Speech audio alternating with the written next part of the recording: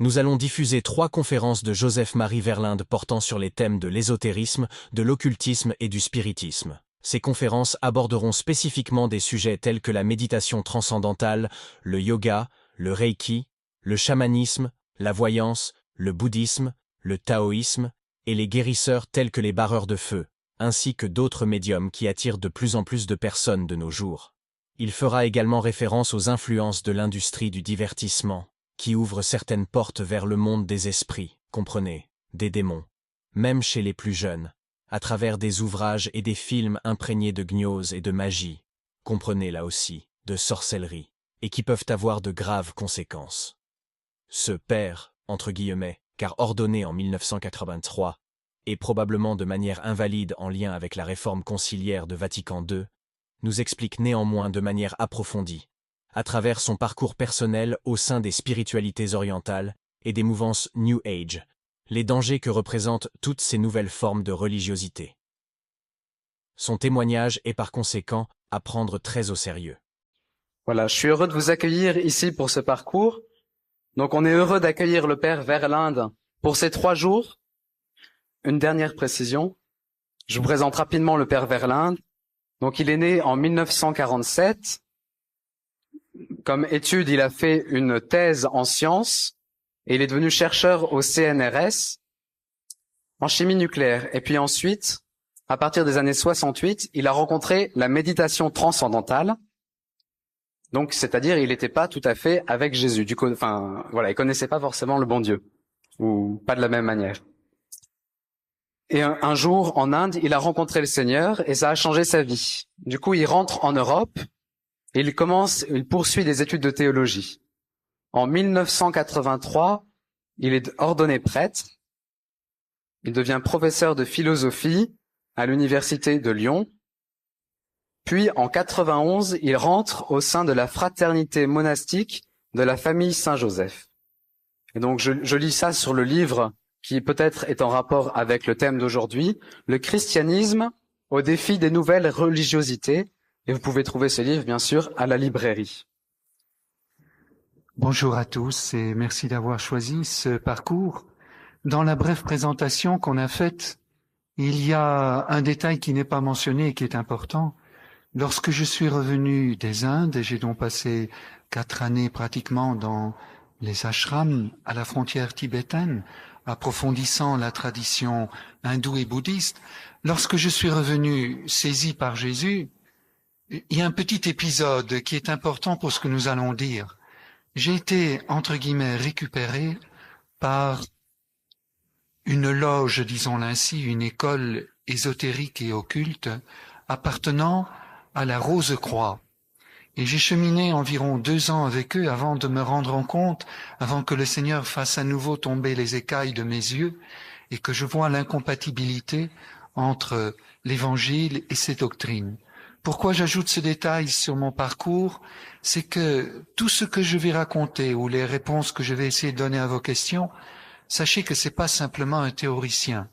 J'ai vécu cette expérience ésotérique, occulte, et même peut-être que j'aurai l'occasion de dire quelques mots de mon expérience sur ce sujet, ce contact avec les esprits. Voilà, je termine cette introduction. Comment allons-nous procéder? Le sujet est très très vaste. Ce n'est pas 3 fois 1 heure, 3 fois 1 journée serait encore insuffisant pour aborder le problème de l'ésotérisme, de l'occultisme et du spiritisme. C'est pourquoi j'aimerais que ce soit interactif et que l'initiative vienne de vous. Je voudrais éviter de vous donner des grandes théories qui ne répondent pas exactement à vos questions.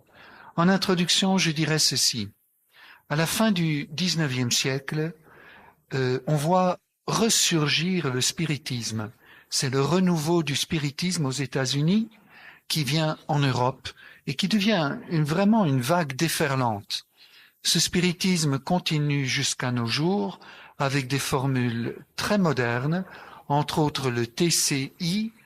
C'est un type de communication avec l'au-delà, avec des moyens de communication comme la télévision, l'ordinateur, la bande magnétique, etc. Nous verrons ça le dernier jour. Donc, 19e siècle, le spiritisme. Début du 20e siècle, renouveau de l'occultisme qui culmine sans doute avec Harry Potter. Harry Potter, le succès d'Harry Potter prouve que la société est prête à accueillir ce genre de film, ce genre de message, à savoir la banalisation de l'occultisme. Troisième volet, l'occultisme, nous en parlerons demain. Troisième volet, l'ésotérisme, que l'on voit apparaître au grand jour. L'ésotérisme, c'est la doctrine secrète, que l'on voit apparaître au grand jour avec Dan Brown, le Da Vinci Code. Le succès du Da Vinci Code montre que le monde est prêt à accueillir les doctrines ésotériques. Simplement, je ferai le parcours dans l'autre sens. Vous avez vu qu'il y a d'abord une vague de spiritisme, puis une vague d'occultisme, et enfin une vague d'ésotérisme. Je dirais que la logique serait de commencer par l'ésotérisme, c'est ce que nous ferons, parce que l'ésotérisme, c'est la théorie, l'occultisme, c'est la mise en pratique.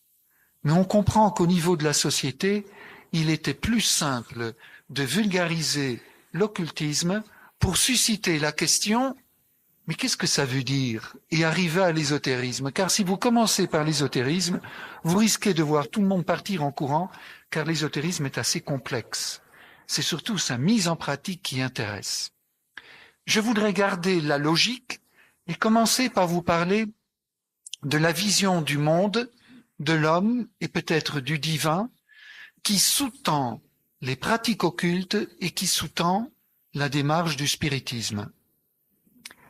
Juste 2 mots pour amorcer la pompe et vous laisser réagir, et je vous promets de rester à vos questions, essayer de répondre à vos questions, sauf si vous empiétez sur le sujet de demain, l'occultisme, ou sur le sujet d'après-demain, le spiritisme. Ça vous va comme ça?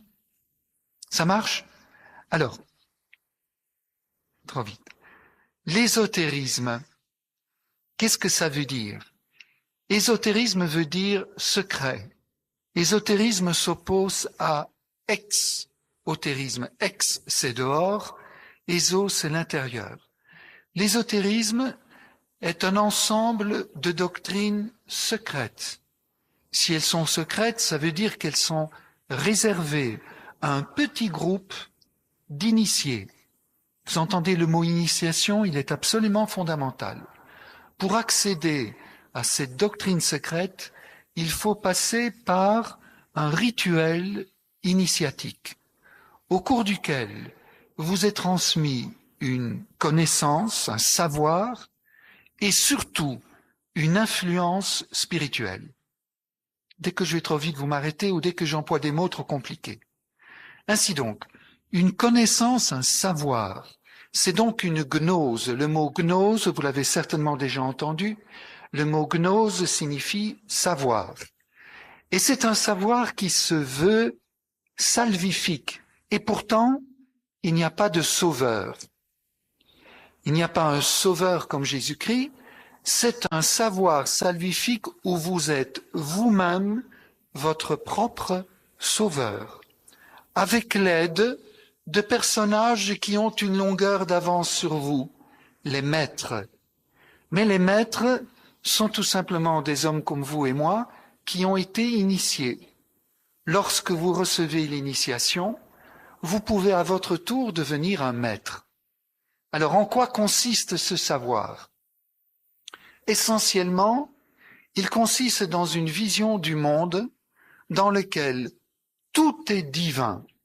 Je fais l'image avec mes bras d'un cercle, car l'univers apparaît comme un immense, je dirais une bulle, un cercle, pour Aristote c'était la figure parfaite, la sphère, de nature divine.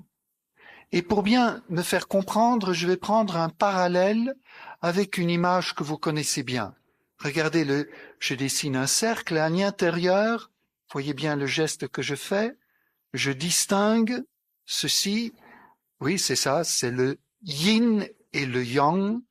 Vous voyez l'image devant vous, c'est un cercle avec à l'intérieur une partie obscure et une partie claire. Là nous avons le symbole du taoïsme. Le cercle c'est le Tao, la partie obscure c'est le yin, la partie claire c'est le yang. Vous pouvez vous demander qu'est-ce que le taoïsme vient faire dans l'ésotérisme. Eh bien, nous pouvons considérer que le taoïsme, comme l'hindouisme ou le bouddhisme, comme l'ésotérisme, sont encore un gros mot, des naturalismes, c'est-à-dire des systèmes qui divinisent la nature. La vision du monde de l'ésotérisme, c'est un monde qui est de part en part divin. Ce qui veut dire que vous aussi, vous êtes divin, comme la fleur, comme tout ce qui nous entoure. Vous comprenez que cette connaissance n'a pas besoin d'un sauveur puisque vous êtes divin. La seule chose dont vous avez besoin, c'est que l'on dévoile devant vous votre nature divine, qu'on vous donne accès à cette dimension divine qui sommeille en vous, toujours selon la théorie de l'ésotérisme. Or ça, c'est précisément ce que l'initiation veut faire.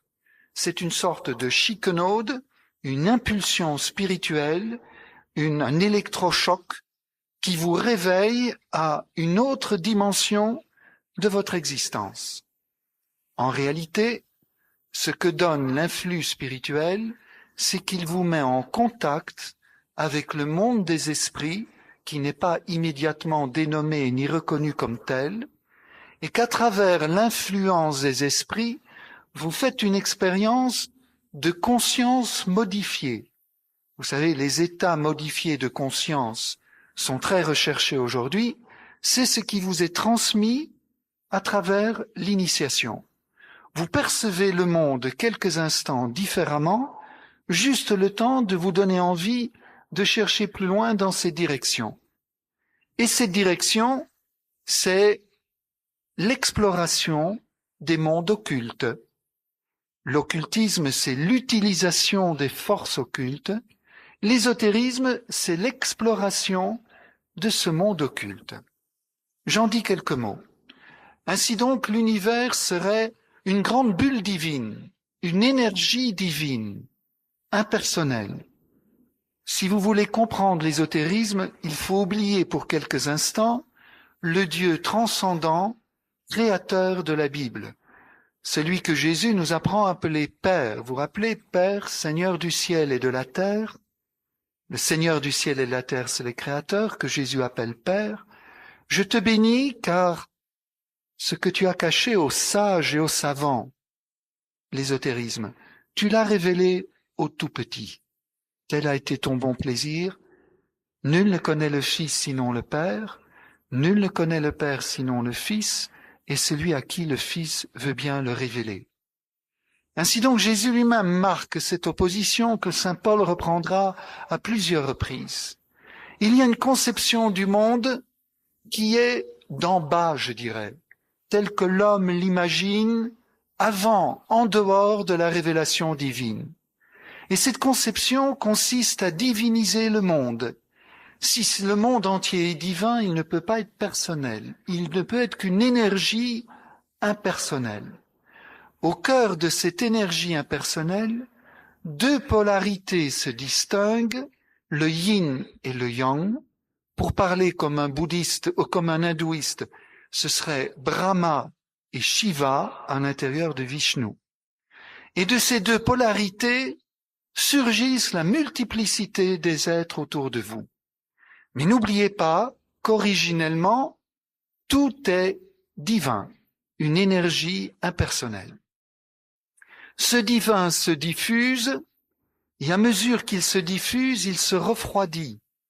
Et l'ultime refroidissement de l'énergie divine, c'est la matière.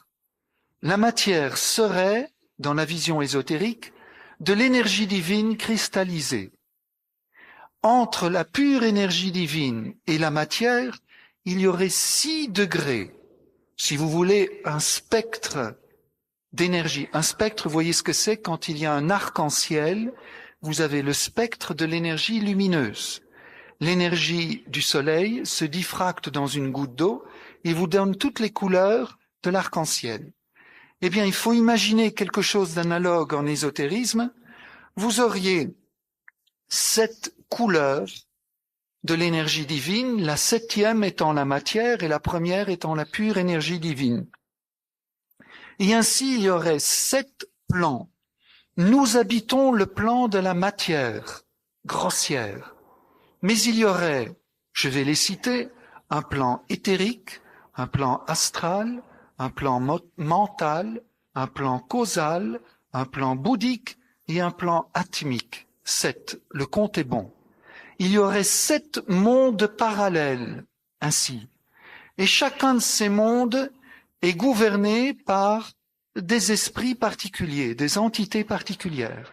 De même que nous gouvernons le monde de la matière, il y aurait des esprits éthériques, des esprits astraux, etc. Alors, quand je vous disais que l'initiation est fondamentale, c'est que l'initiation va vous donner un influx du deuxième monde, le monde astral. Par l'intermédiaire des entités astrales, vous allez recevoir une sorte d'électrochoc qui va vous ouvrir à ce monde astral pour essayer et qui va vous donner cette expérience d'une conscience modifiée. Je crois que vous avez assez d'éléments pour maintenant amorcer la pompe et me poser des questions. C'était déjà assez complexe. L'ésotérisme est le plus compliqué de tout ce que nous avons à dire. Si aujourd'hui vous percevez les fondements, l'occultisme est extrêmement simple parce que c'est la mise en pratique de ce que je suis occupé à vous dire, et le spiritisme, c'est l'approfondissement de la nature de ces esprits dont je viens de vous parler. Les esprits, donc 7 plans, comme 7 poupées gigognes, 7 mondes imbriqués l'un dans l'autre. Chacun de ces mondes est gouverné par un esprit particulier. Ça, ce sera pour le spiritisme. L'occultisme, ce sera comment est-ce que je peux utiliser l'énergie de ces différents plans pour transformer le monde autour de moi. Mais il faut d'abord comprendre la vision d'ensemble. C'est ce que nous essayons de faire aujourd'hui en ouvrant le dossier de l'ésotérisme. Allez-y. Posez des questions maintenant pour approfondir, si vous voulez parler de Dan Brown ou ce que vous voulez. L'important, c'est que vous ayez un minimum de connaissances sur cette vision du monde de l'ésotérisme. Posez aussi des questions sur l'incompatibilité, le christianisme, etc. La question concerne Saint Paul qui est élevé au 7e ciel, ce qui me permet immédiatement d'opposer la vision de la révélation biblique et la vision de l'ésotérisme. Je vous ai dit que c'est une vision d'en bas.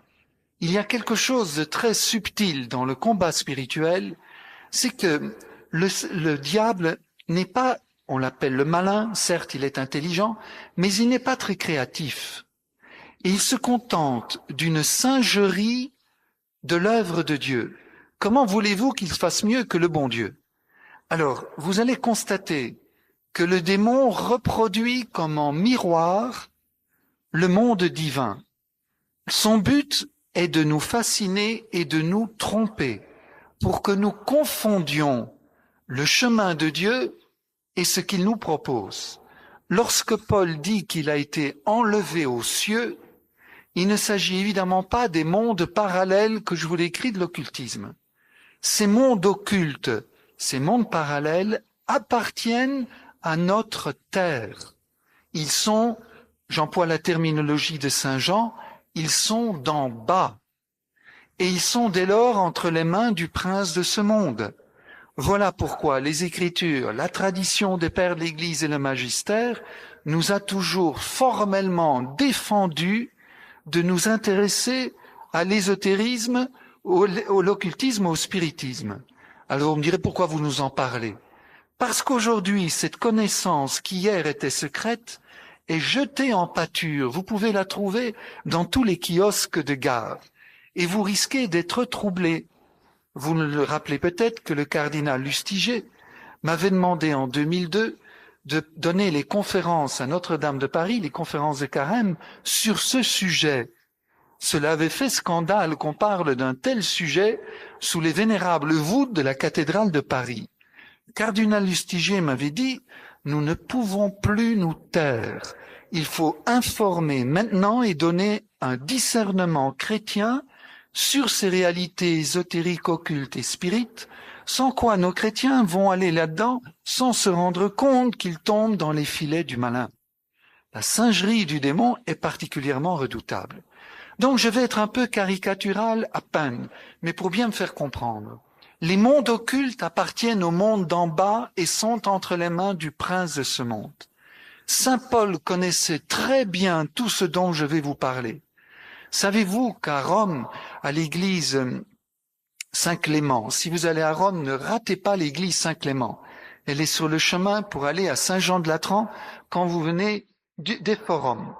Il y a là, outre la très belle mosaïque dans le chœur, il faut descendre dans les fouilles à 3 niveaux sous terre, parce que Rome a été détruite et reconstruite.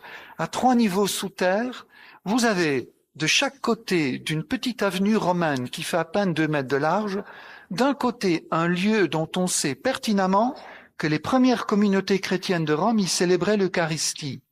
Vous traversez la rue et vous avez un temple de Mitra. Or, Mitra, c'est de l'ésotérisme et de l'occultisme. Donc Paul connaissait très bien ces doctrines. Il n'en parle pas. Parce que Dieu ne l'a pas envoyé pour nous parler des chemins de séduction du malin, il a tout au contraire été envoyé par Dieu pour nous montrer le vrai chemin vers le ciel. Et ce chemin, c'est Jésus. Chemin, vérité et vie.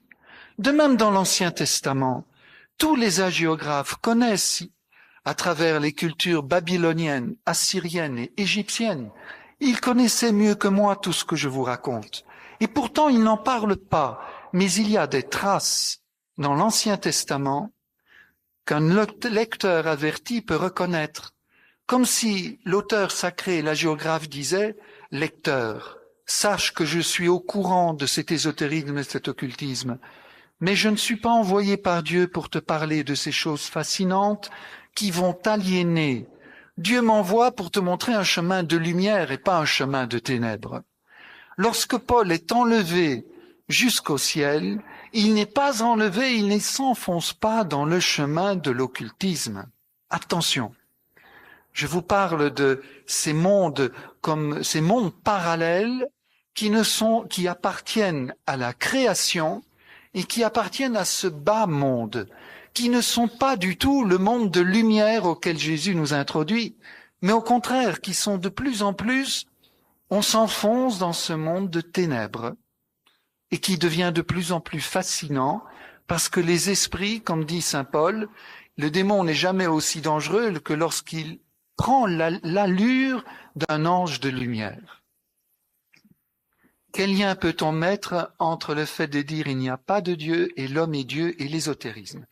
Alors, nous sommes dans un monde, je vais le dire brutalement, notre monde, la culture du nouvel âge, disons-le ainsi, est profondément athée et pourtant extrêmement religieux et entre guillemets spirituel. Je m'explique. Lorsque nous disons athée, c'est privatif, c'est un refus d'un théos, refus de Dieu en tant que transcendant, personnel et créateur. Notre monde refuse ce Dieu de la vision judéo-chrétienne. Il y a un demi-siècle, lorsque vous disiez Dieu, votre interlocuteur voyait un Dieu créateur transcendant personnel. Attention, lorsqu'aujourd'hui vous parlez de Dieu, sachez que 70% de vos interlocuteurs entendent un divin impersonnel. En ce sens-là, nous sommes dans un monde athée qui refuse la transcendance de Dieu. Mais nous ne sommes pas dans un monde irreligieux, je dirais. On parle beaucoup d'un divin. Disons que nous sommes dans un monde sacralisé. Encore un petit détail. Quand on dit le Saint, à les messes vous dites Saint, Saint, Saint le Seigneur. C'est la traduction de Kadosh hébreu. Isaïe 6, la vision d'Isaïe du ciel. Kadosh veut dire tout autre, tout autre, tout autre. C'est-à-dire sans commune mesure avec la création. Le Dieu de l'Ancien Testament commence par s'affirmer comme le transcendant. Non, Dieu ne se confond pas avec la nature. Dieu ne se confond pas avec les Baals que l'on adorait sur les collines. Les prophètes fulminent contre les pieux sacrés des Baals où on pratiquait la théurgie, c'est-à-dire des rites dont le but est d'attirer, ou plutôt, de s'immerger dans les énergies de la nature considérées comme divines, jusqu'à devenir Dieu soi-même, devenir divin soi-même. Et cela se pratiquait surtout par la prostitution sacrée. Si vous connaissez le Da Vinci Code, vous savez que Dan Brown, à travers le culte de la grande déesse, remet en honneur ce procédé-là, cette technique de prostitution sacrée. Il s'agit de vivre la relation entre, c'est un homme, c'est le roi ou des autres, avec une prêtresse pour s'immerger dans les énergies astrales, en quelque sorte, considérées comme divines. Vous pouvez poser des questions là-dessus si ça vous intéresse. Il s'agit donc d'un divin immanent qui n'a absolument rien à voir avec notre Dieu transcendant, puisque pour nous, ces énergies divines immanentes sont créées. C'est des pures créatures. En particulier pour l'ésotérisme et surtout pour l'occultisme, ils considèrent l'énergie astrale comme étant divine. Or, l'énergie astrale, c'est la sublimation de la libido. De là, le rôle important, c'est rien, là, le rôle important de ces rites de prostitution sacrée dont parle aussi le Da Vinci Code. C'est tout simplement dans la vision, dans la visée de sublimer cette fameuse énergie astrale. Ainsi, nous sommes dans un monde, disons, athée, mais qui parle beaucoup de Dieu, mais vise non pas Dieu, mais un divin personnel. Un monde qui ne parle que de spiritualité, mais ce n'est pas de la spiritualité au sens chrétien. Pour nous est spirituel tout ce qui est dans l'ordre de l'Esprit Saint. Or, l'Esprit, c'est la relation vivante entre le Père et le Fils. L'Esprit est la relation vivante entre moi et Jésus qui me permet de dire « Jésus, tu es Seigneur ». L'Esprit est la relation vivante avec le Père qui me permet de dire « Abba, Papa ». Donc, l'Esprit me conduit toujours à une relation interpersonnelle avec le Père, le Fils, avec l'Esprit Saint et avec mes frères. La charité, c'est la perfection de la relation d'amour entre deux êtres personnels et libres qui choisissent de s'ouvrir l'un à l'autre et de s'accueillir réciproquement. Autrement dit, la charité suppose la distinction des personnes. Or, vous venez d'entendre, l'ésotérisme considère que le divin est impersonnel et considère que notre dimension personnelle est une illusion. Et il faut s'immerger dans ces énergies astrales, complètement s'immerger dedans jusqu'à y disparaître.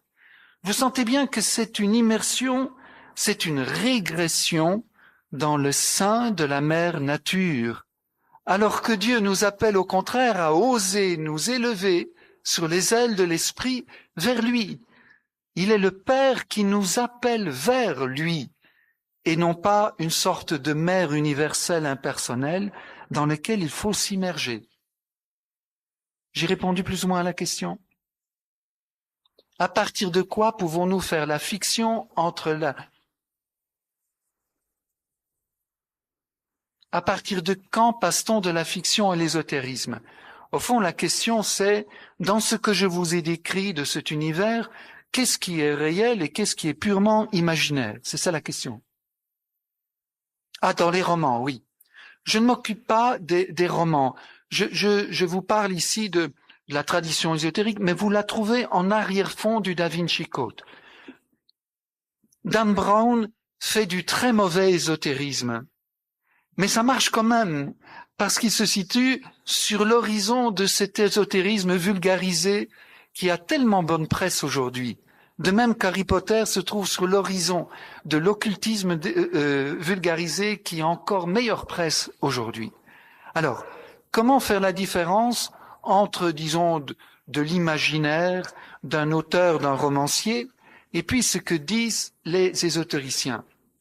Je vais même poser, si vous voulez bien, la question un peu différemment. Comment est-ce que, parce que quel est mon critère en tant que chrétien?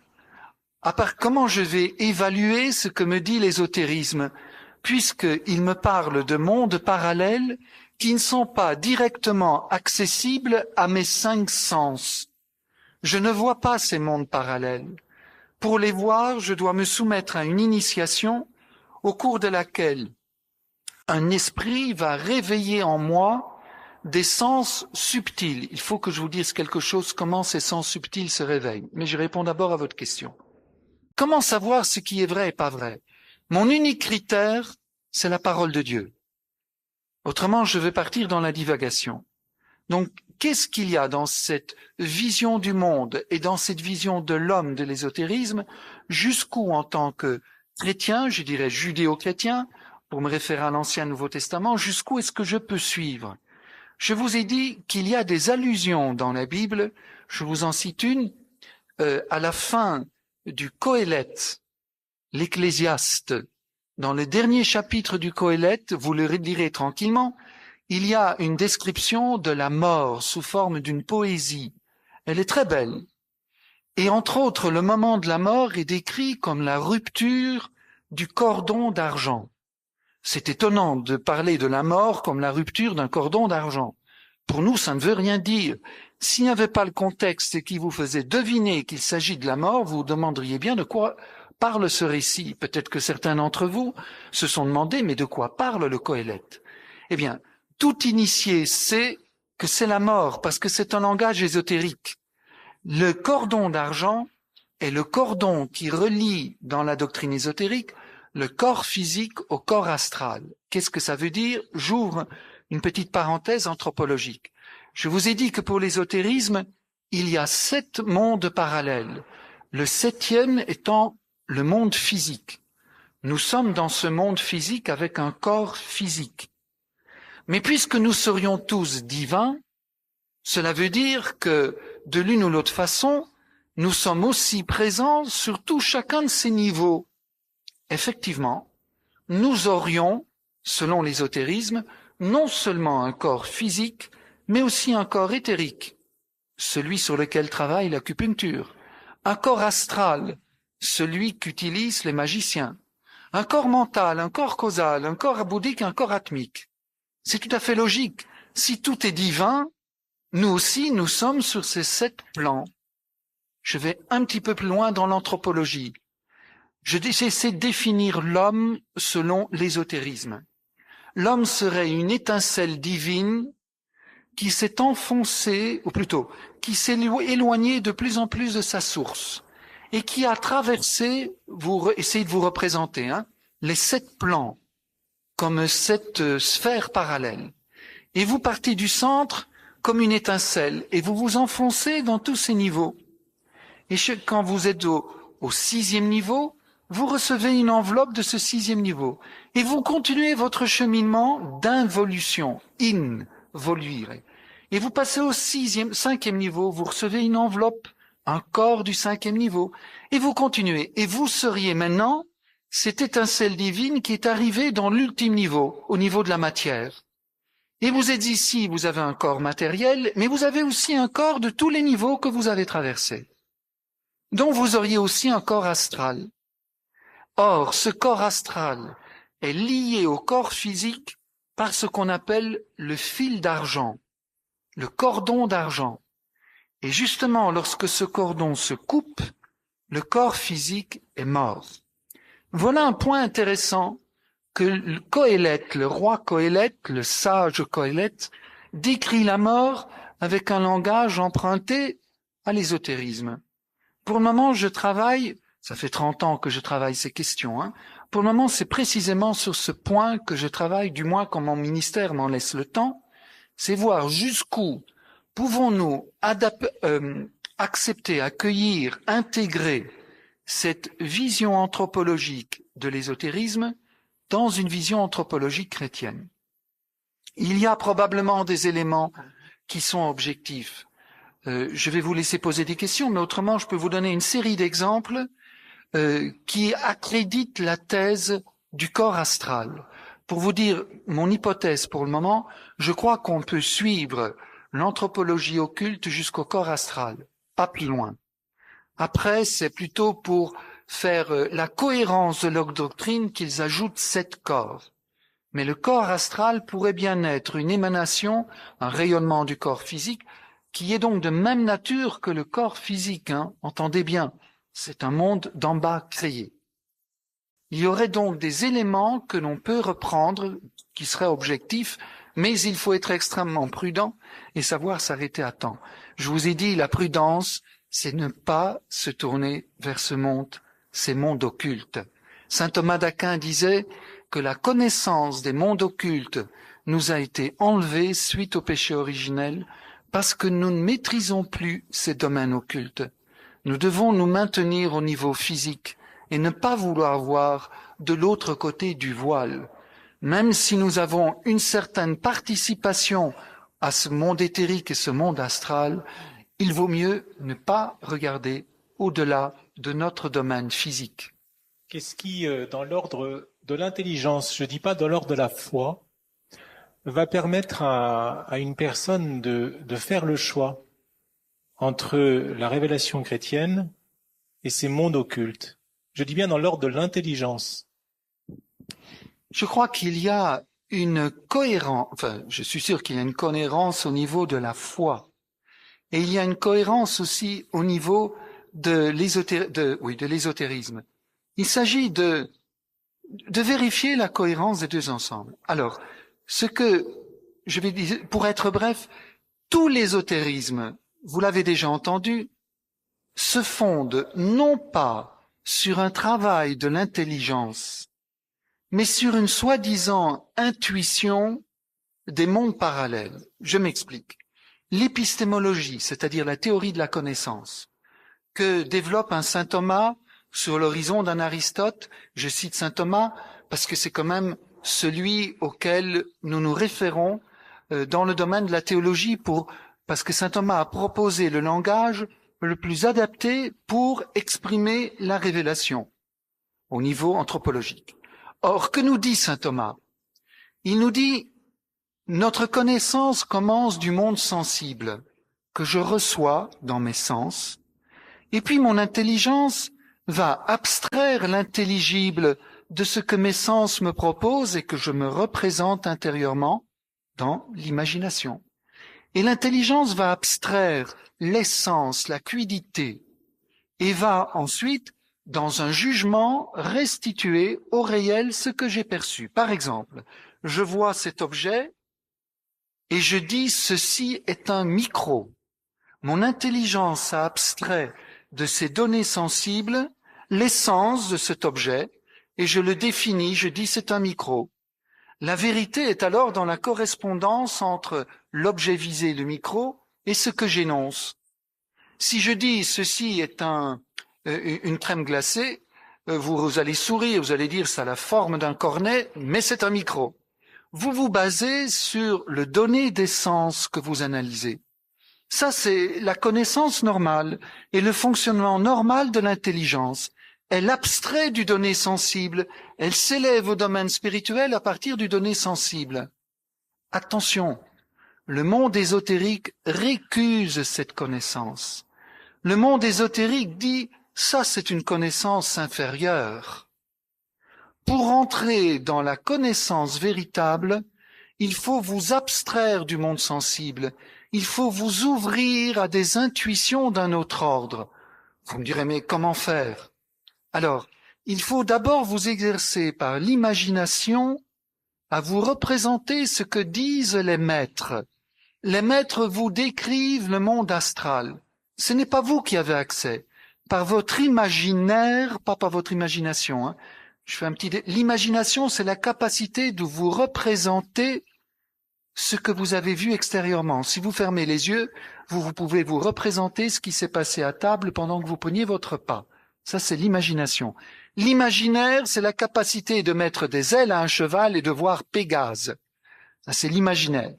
Alors, avec l'ésotérisme, joue sur l'imaginaire. Vous représentez ce que disent les maîtres.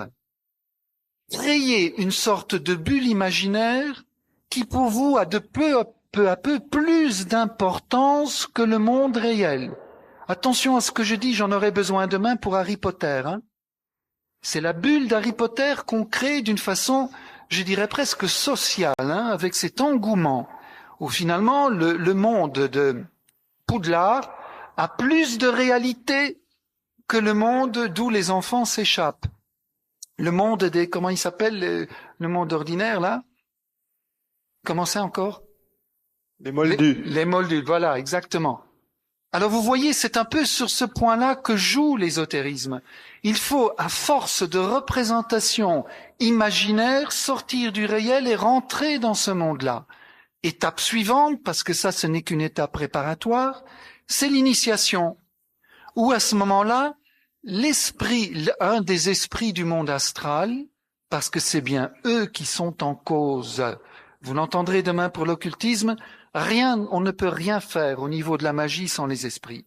Lorsque l'adepte est bien préparé, au cours de l'initiation, l'esprit va lui donner à ce moment-là une expérience du monde astral. Je viens de suggérer que nous aurions un corps astral, l'esprit va activer ce corps astral. Autrement dit, tout l'ésotérisme se fonde sur une intuition que vous recevez des esprits, pas dans votre intelligence, une pure intuition. Vous vous êtes préparé par votre imaginaire qui est plus important que l'intelligence dans l'ésotérisme, et c'est cet imaginaire que vous laissez toucher, féconder par l'esprit. Eh bien ça, pour saint Thomas d'Aquin, sera totalement récusé. C'est une forme de science infuse qui fait abstraction de l'intelligence. Et saint Thomas d'Aquin dira, la connaissance infuse est le propre des anges.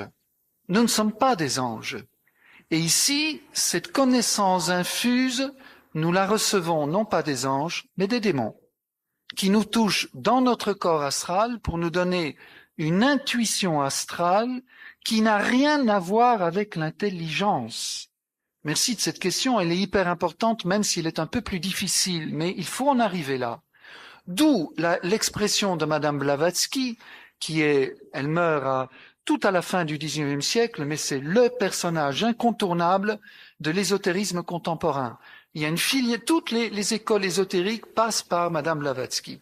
Madame Blavatsky récuse non seulement l'utilisation de l'intelligence, mais elle considère la foi comme une folie, maladie mentale, une pure maladie mentale. Parce que justement, nous recevons de la transcendance. La foi, c'est une illumination surnaturelle, par la grâce de l'Esprit Saint, de mon intelligence, qui lui donne un objet formel nouveau, à savoir Dieu en tant qu'il se révèle. Je viens de donner la définition de la foi de saint Thomas. En clair, ça veut dire que l'Esprit Saint illumine mon intelligence et me rend capable de m'ouvrir à la révélation, d'accueillir ce que Dieu dit de lui-même. Vous savez que Jean-Paul II disait que la foi et la raison sont les deux ailes au moyen desquelles je m'élève vers la vérité. C'est le prologue de son encyclique sur la Fede et Ratio, la foi et la raison. Alors ceci, ce que nous disons ici, qui est le cœur même de la démarche de foi, l'illumination de l'intelligence et de la volonté par l'Esprit Saint, qui me donne la capacité de comprendre ce que Dieu révèle, et qui me donne, en fortifiant ma volonté, la capacité d'obéir à la parole que Dieu me dit, ceci est complètement aberrant pour l'ésotérisme. C'est un autre monde, totalement autre. Et vous voyez de nouveau la singerie. D'un côté, c'est l'Esprit Saint qui illumine votre intelligence. De l'autre côté, c'est les esprits d'en bas, diaboliques, qui illuminent votre imaginaire, même pas votre imagination, votre imaginaire pour construire un monde artificiel dans lequel les démons feront de vous ce qu'ils veulent puisque vous n'avez aucune référence par votre intelligence ou votre volonté. La volonté aussi est paralysée puisque vous la soumettez dans l'initiation, vous soumettez votre volonté au maître et à l'esprit qui vient vous donner cette communication. Je développerai ça demain dans l'occultisme. Mais vous soumettez vos deux facultés maîtresses spirituelles, l'intelligence et la volonté, aux esprits, et c'est une faculté bien inférieure, l'imaginaire, qui prend le dessus. Et pourquoi l'imaginaire? Lisez tous les maîtres spirituels chrétiens, ils vous disent tous que le démon n'a aucun accès à votre intelligence et de votre volonté, mais qu'il peut accéder à votre imaginaire à travers les sens, ou directement dans votre imagination. Voilà pourquoi l'ésotérisme et les esprits qui poussent à l'ésotérisme et l'occultisme récusent l'intelligence et la volonté, ils n'y ont pas accès, et vous invitent à descendre au niveau de l'imaginaire, parce que là, ils peuvent vous manipuler comme ils le veulent. C'est pas trop compliqué? Je sais que c'est pas simple, mais je vous ai dit, l'ésotérisme est pas simple. Après, ça va tout seul, parce que c'est de la pratique. Ici, on est dans de la théorie. Allez-y, posez des questions. Vous avez prononcé le mot gnose. Oui. Y a-t-il un lien entre le plérome des gnostiques avec les éons, les éonias Tout à fait. Tout à fait. La gnose est un terme très général qui désigne donc une doctrine soi-disant salvifique qui se développe aux alentours d'une tradition religieuse. Il y a une gnose bouddhiste, hindoue, etc. Et il y a une gnose chrétienne qui se développe aux environs du IIe siècle, avec des écoles telles que Valentin, Marcion, et surtout, vous pouvez tous me citer le nom d'un grand gnostique, parce qu'il paraît dans les Actes des Apôtres, la première vague d'évangélisation. Vous vous rappelez, il y a des persécutions à Jérusalem, on se disperse. Un certain Philippe va évangéliser la Samarie, selon ce que Jésus avait dit avant de monter au ciel. Il dit à ses apôtres avant l'ascension, dans Saint Luc, il dit, vous allez recevoir une force, et vous propagerez la bonne nouvelle en Judée, Samarie et jusqu'aux confins de l'univers, c'est-à-dire Rome, l'univers de l'époque. Philippe commence en Samarie. Qui fait obstacle à l'évangélisation en Samarie? Ping, ping, ping, ping, ping, ping, ping, ping, vous avez perdu. Qui ça? Simon le magicien, bien sûr. Allez lire. Simon le magicien. Eh bien, Simon le magicien, c'est un fondateur d'une grande école ésotérique à Rome. C'est un des plus célèbres gnostiques de son époque. Vous voyez que ça existait déjà. Alors le gnosticisme, c'est le même mot. Aujourd'hui, on dit ésotérisme ou néo-gnosticisme. C'est la même chose. Les éons, les mondes parallèles, c'est de l'ésotérisme. Si vous voulez, j'ai ici un gros document, mais voyez tout ce qu'on devrait raconter aujourd'hui, on va pas y arriver. La Kabbale, vous avez entendu parler de la Kabbale aussi. La Kabbale, attention, il y a deux formes de Kabbale. Il y a une Kabbale juive, tout à fait, je dirais, orthodoxe, mais la Kabbale qu'on vous présente aujourd'hui, c'est une forme d'ésotérisme. C'est une vulgarisation de la tradition juive, mais c'est un ésotérisme également. Alors oui, là nous sommes dans... Alors, je vous dis encore ceci. Savez-vous que le cardinal de Courtrai et le cardinal Billet, ces deux noms vous disent certainement quelque chose. Ces deux, pour moi, ce sont deux géants, hein, vraiment des pères de notre époque. Eh bien, il se trouve que tous les deux ont dit, quelques mois avant leur mort, cardinal de Courtrai l'avait écrit dans la préface de la traduction de l'Adversus Hereses de saint Irénée. Le premier livre de théologie d'histoire de l'Église, c'est un ouvrage de saint Irénée, IIe siècle, évêque de Lyon, qui s'intitule « Contre les hérésies ». Cet ouvrage est encore pleinement d'actualité. La plupart de ce qu'on voit naître dans le Nouvel Âge, on le trouve déjà chez notre saint Irénée. Et donc, cardinal de Courtrai avait écrit en préface que le grand défi des années à venir, il n'avait pas dit troisième millénaire, ce serait le néognosticisme. Quelle ne fut pas ma surprise d'entendre Monseigneur Billiet, quelques mois avant sa mort, dire à tous les séminaristes de France rassemblés à Lyon, et leur dire très solennement, « Messieurs, faites bien attention.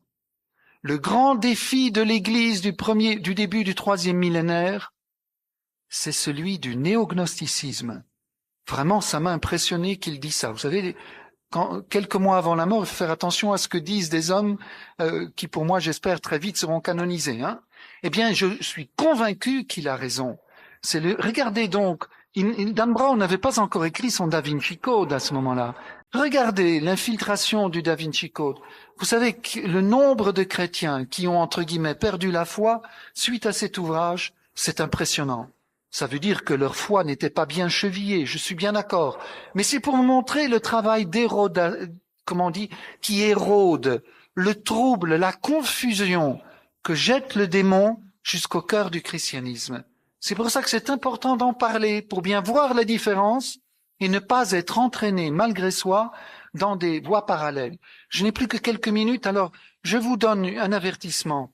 Une des écoles les plus, mais je dois ralentir parce que les pauvres traducteurs vont, je reprends pied. Une des écoles les plus redoutables en France, c'est l'anthroposophie de Rudolf Steiner. Rudolf Steiner a lui aussi été disciple de Blavatsky.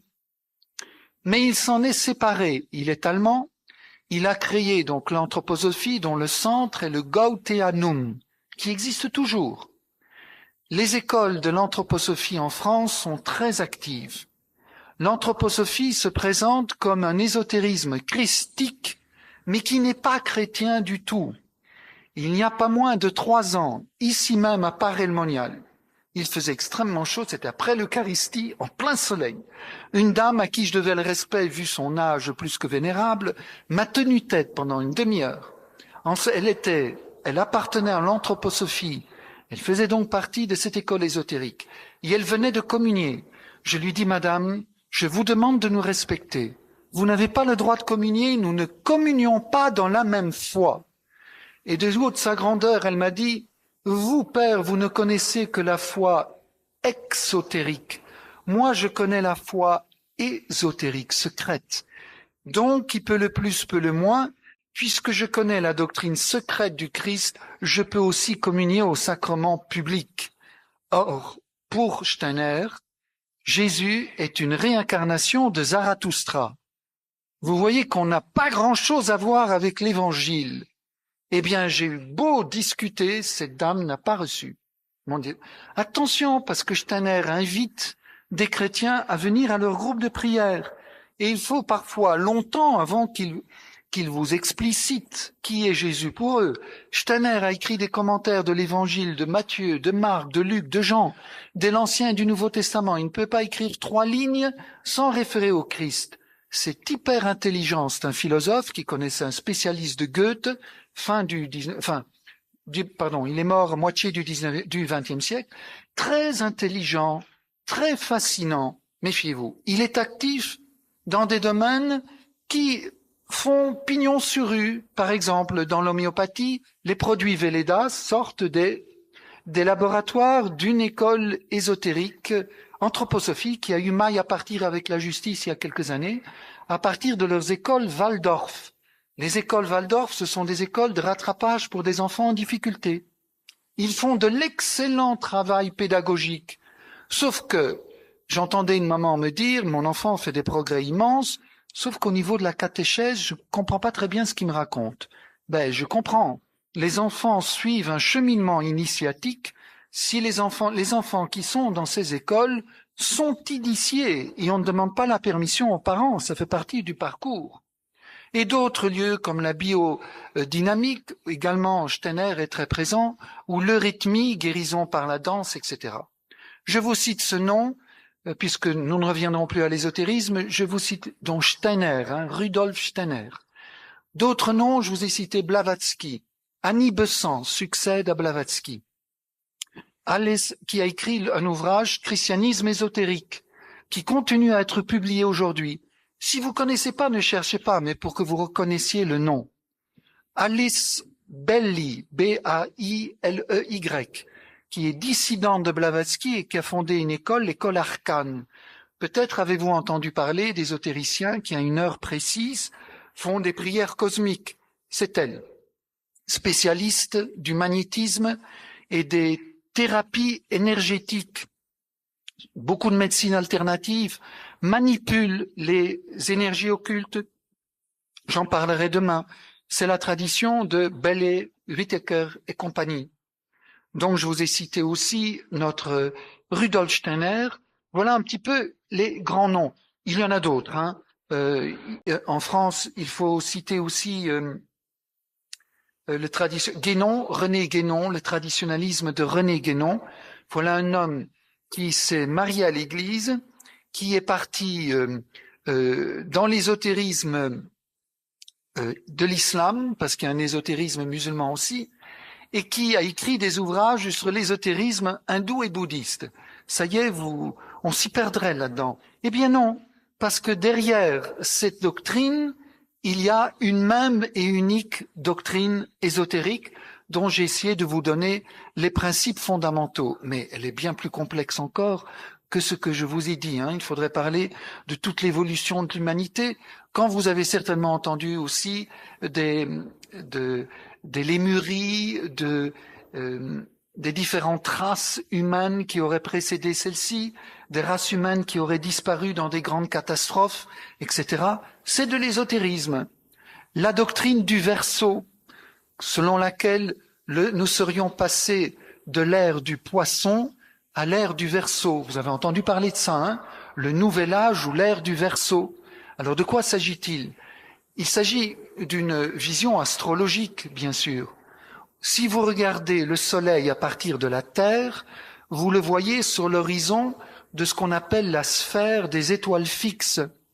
Les marins, déjà avant, avaient divisé le ciel en 12 signes du zodiaque pour se repérer, parce que ce sont des étoiles qui apparaissent comme fixes, mais fixes par rapport à la Terre, bien sûr. Ça ne veut rien dire dans l'absolu. Alors c'est facile, la nuit, quand on navigue, de se référer par rapport à ces étoiles.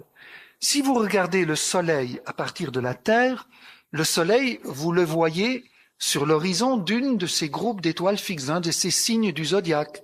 Si vous regardez le Soleil à partir de la Lune, le Soleil est bien sûr dans un autre signe. Bon. Alors, toutes les X années, le Soleil passe, lorsque vous regardez de la Terre, dans un autre signe du zodiaque. Je termine. Alors, nous passerions de l'ère du Verseau, l'ère du Poisson, dominée par le christianisme, puisque le Poisson est le signe du chrétien, à l'ère du Verseau, qui sera dominée par une religion universelle, qui serait la religion ésotérique, la doctrine ésotérique. Et je termine là-dessus, et ça c'est donc la grande doctrine ésotérique des Blavatsky-Comparis. J'ai trouvé un document dans lequel Annie Besant disait « Il faudra bien, au tournant quand on rentrera dans l'ère du Verseau, nous y sommes, nous sommes occupés à passer, il faudra bien que les représentants de la religion du livre, à savoir le judaïsme, le christianisme et l'islam, il faudra bien qu'ils se rallient à la doctrine ésotérique de gré ou de force. » Vous voyez que le soi-disant pacifisme de l'ésotérisme n'est que de façade. Je l'ai lu texto. Il faudra qu'ils se soumettent de gré ou de force. C'est à quoi nous assistons pour le moment. C'est une sorte de cataphobie ou de christophobie, de rejet du christianisme. Pensez à l'ouvrage d'Anne Baum, et d'une imposition par les masses médias et compagnie d'une vision du monde qui est celle de l'ésotérisme, pour constituer une sorte de doctrine, de gnose universelle, que l'on est occupé à distiller par toutes sortes de moyens, la pratique étant ce que nous verrons demain, l'occultisme diffusé par Harry Potter. Un grand merci, mon père.